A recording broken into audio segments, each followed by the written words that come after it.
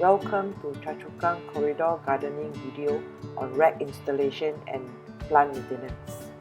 I'm Moyen. I will walk you through this video. This is the rack set that all of you have collected. Insert the screws into the slot of the pot holder through the slot of the bracket. Fasten it well with the nut provided. The slot allows for size adjustment to suit different parapet thickness.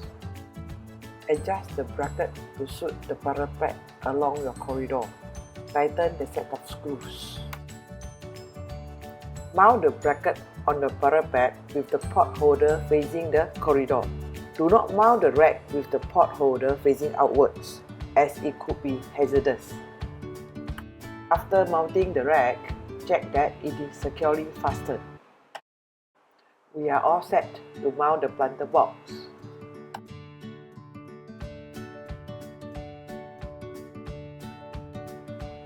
Let's have a look at how to take care of the seedlings. Every morning, I will pour half cup of water all over the planter box.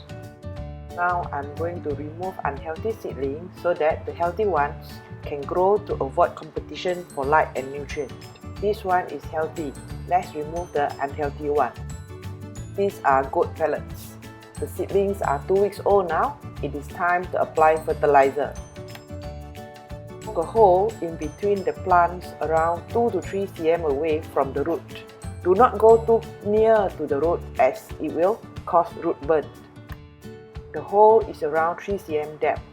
Insert a goat pellet into the hole and cover it up with soil to prevent potential pests and smell issues. Other organic fertilizer such as chicken manure, which is high in nitrogen, can be used as well to promote healthy growth of the leaves.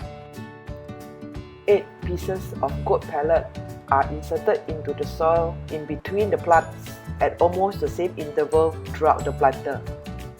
Apply fertilizer every other week after germinating the seeds. With tender loving care, we are looking forward to healthy vegetables in a few weeks' time. Happy gardening!